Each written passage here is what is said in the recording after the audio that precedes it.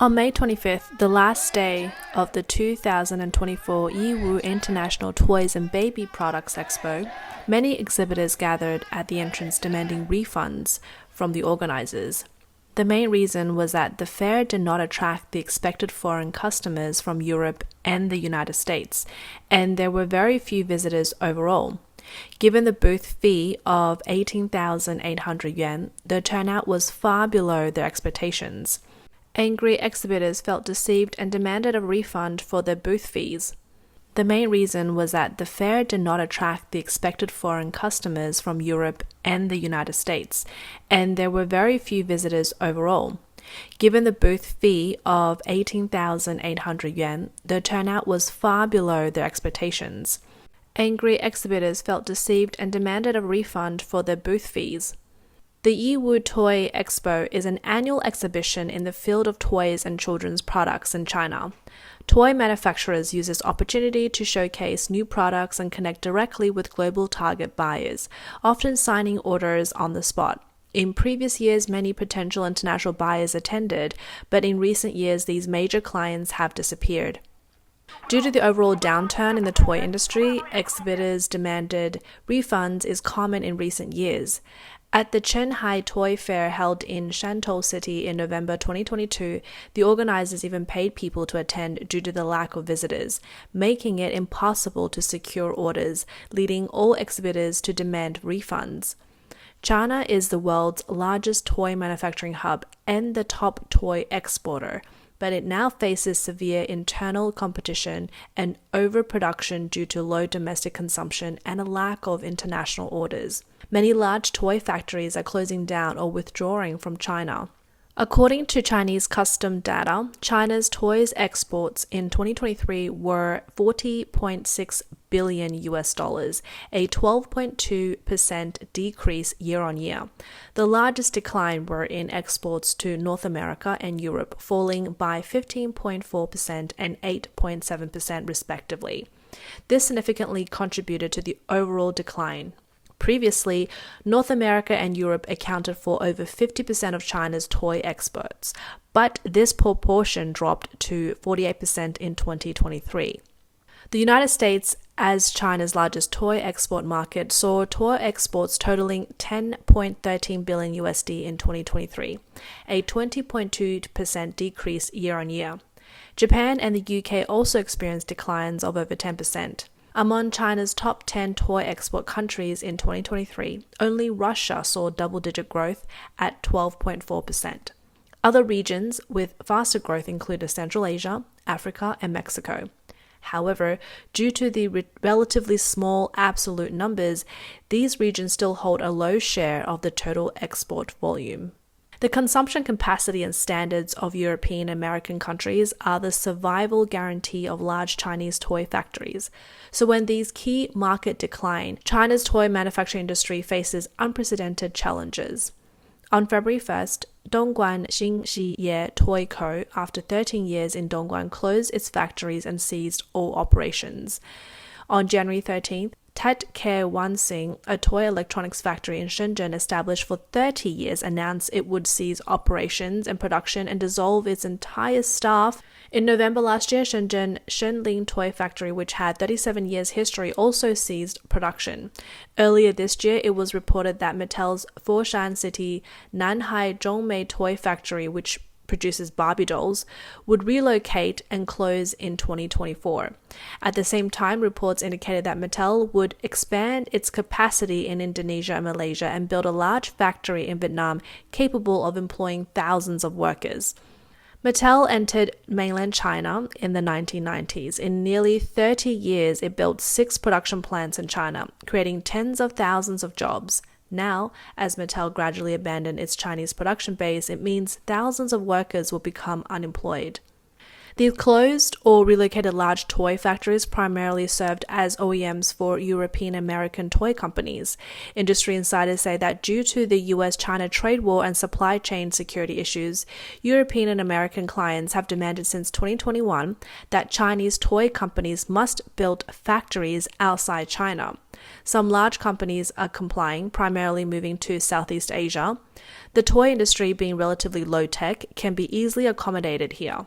As a labor-intensive industry, the rising labor costs in China and geopolitical factors have made these large Hong Kong and Taiwan-funded enterprises leave China.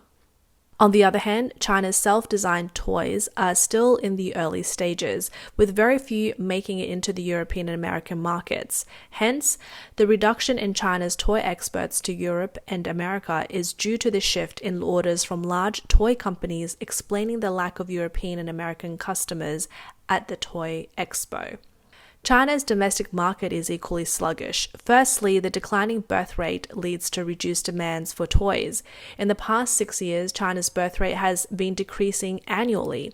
With fewer newborns, market demand for toys decreases, resulting in severe overcapacity in the traditional toy industry.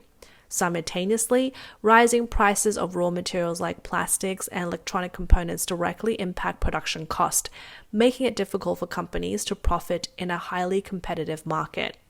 With technological advancements and changing consumer demands, traditional toy electronics face competition from smart devices and other emerging products, reducing their market share. So not only are large factories closing or relocating, but small toy factories in China also face survival crises. The decline of China's toy manufacturing industry is a typical example of the downfall of China's traditional manufacturing sector.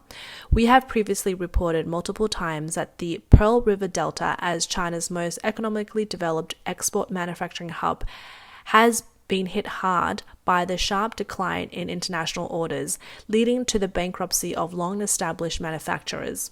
It can be said that China's former glory as the world's factory is gradually fading. The decline of traditional manufacturing and the international resistance faced by emerging manufacturing industries such as electric vehicles, batteries, and solar energy combined with weak domestic consumption has placed China's manufacturing industry in a precarious situation. On May 31st, China's National Bureau of Statistics announced that the official Manufacturing Purchasing Manager Index of May, PMI, had fallen to 49.5. This is below the 50-point threshold that separates expansion from contraction and makes it lower than April's 50.4 and below analyst expectation of 50.5. This data indicates that after just 2 months of growth, China's manufacturing sector has once again reversed course.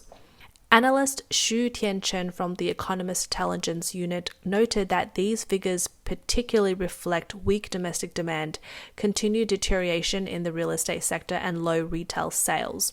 Looking at May's detailed data, China's PMI for new orders was 49.6 and the new export orders index was 48.3, both falling back into contraction territory.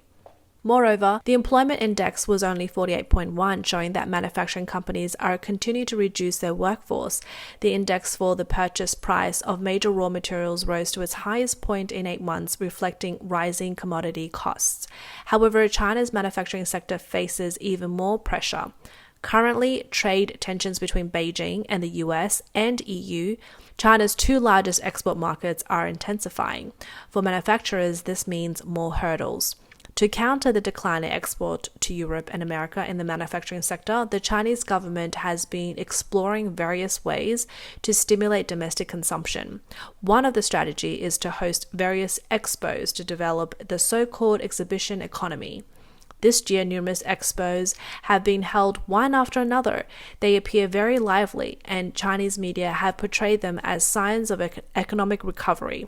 However, on social media, exhibitors frequently complain about disorganized events, lack of visitors, and demands for refund are becoming common. Many expos have ended amidst controversy. On May 25th, at the Huanghai International Expo Center in Xuzhou, Jiangsu, an advertising industry expo was held for 2 days due to the low number of visitors. Exhibitors demanded to pack up early and shouted for refunds using loudspeakers. One exhibitor accused the organizers of false advertising. They had promised 50,000 visitors, but fewer than 2,000 showed up. The booth fees wasn't cheap either, which each standard booth costing 30,000 yuan. Exhibitors were asking for at least half of their money back, bearing the remaining losses themselves. On May 26, a video showed that the food expo in Ganzhou, Jiangxi was deserted. The organizers had brought in elderly people and children to fill the space, and many exhibitors demand refunds. They believe the lack of visitors was due to the organizers not doing any promotion beforehand. This expo, who would have thought it would be a trap in Guangzhou? I participated in hundreds of expos, large and small, domestic and international. This Guangzhou Expo is the most disappointing. No promotion whatsoever. The venue had only exhibitors, no tourists, no customers. Don't you think it's a failure? In such a competitive business environment, we spent a lot of money to get the entire venue, with the largest booth and best decoration, but no one came. We had high expectations for every expo, but we fell into a trap in Guangzhou.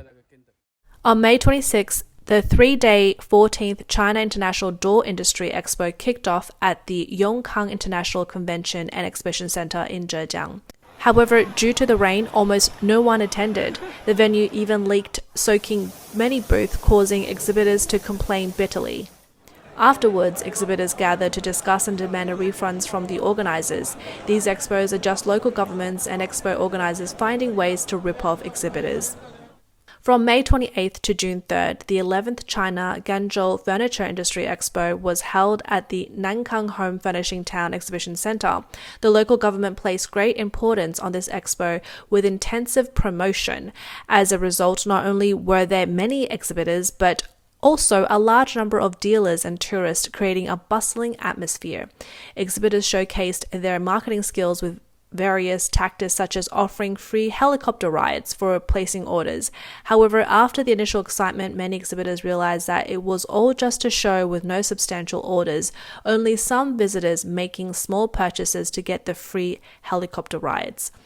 One furniture factory owner summarized the situation. 今年展会呢有5报。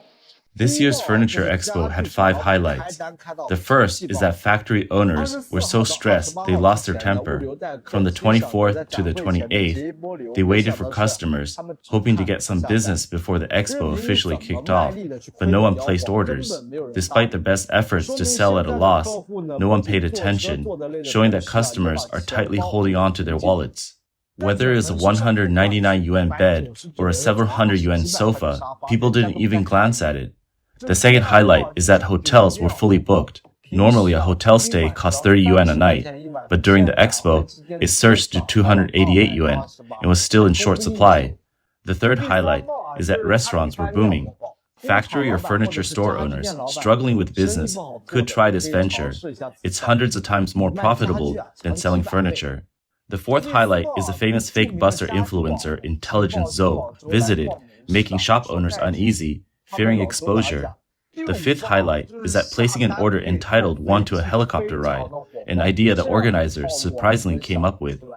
The local government boosted the Furniture Expo's popularity, but it was also because struggling furniture factories also desperately tried to secure orders to save their businesses. However, furniture retailers were having a hard time as well, with unsold inventory piling up in their stores, making them reluctant to place new orders. Let's take a look at the Wuhan Jingma Kaixuan Furniture Expo, which was held around the same time. The organizers claimed there would be 8,000 visitors. However, video posted by exhibitors showed that by the second day, almost no one was attending. Many exhibitors began packing up and preparing to leave early. Industry insiders have noted that with the downturn in China's real estate market and decrease in consumption, the furniture market has plummeted, causing many large furniture retailers to go out of business. Previously, when a furniture factory released a new product, dealers would typically order 10 or so sets, but now very cautious, ordering only one set, unsure if they can even sell that. Regardless of how high the quality of the furniture is, it is no longer attracts dealers because there is no consumers. This is a current reality of the furniture industry. So relying on expos to bring in orders is unrealistic. However, in recent years, under the promotion of local governments, China's exhibition economy has flourished. The main reason are that hosting expos is highly profitable.